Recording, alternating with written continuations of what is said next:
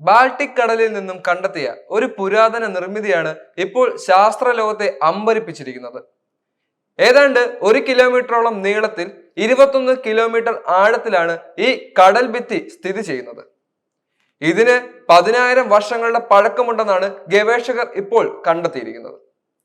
Blinky വാൾ എന്ന് പേരിട്ട ഇത് മെക്ലാൻഡ്ബർഗ് ഉൾക്കടലിൽ നിന്നും ഏകദേശം 10 കിലോമീറ്റർ വടക്ക് പടിഞ്ഞാറായി സ്ഥിതി ചെയ്യുകയാണ്. ഈ ഭിത്തിയിൽ ഏകദേശം 1700 കല്ലുകൾ അടങ്ങിയിട്ടുണ്ട്.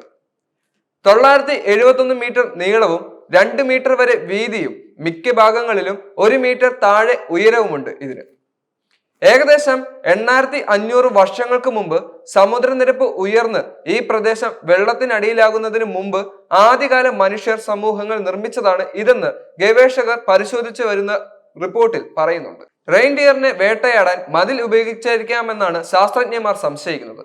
എന്നാൽ അതിനപ്പുറം ഈ മതിൽ മറ്റൊരു വലിയ നിർമ്മിതിയുടെ ഭാഗമാണോ എന്നും ഗവേഷകർ പരിശോധിച്ചു വരികയാണ്. ഈ കണ്ടെത്തൽ ചരിത്രാധികാലത്തെ ജീവിതശൈലിയിലേക്ക് വെളിച്ചം വീശുക മാത്രമല്ല, ആദ്യകാല യൂറോപ്യൻ സമൂഹങ്ങളെ കുറിച്ച് നമുക്കറിയാവുന്ന കാര്യങ്ങൾ സത്യമാണോ എന്നതിലേക്ക് വെളിച്ചം വീശുകയും ചെയ്യുന്നുവെന്ന് ശാസ്ത്രലോകം ഇപ്പോൾ കണ്ടുപിടിച്ചിരിക്കുന്നത്.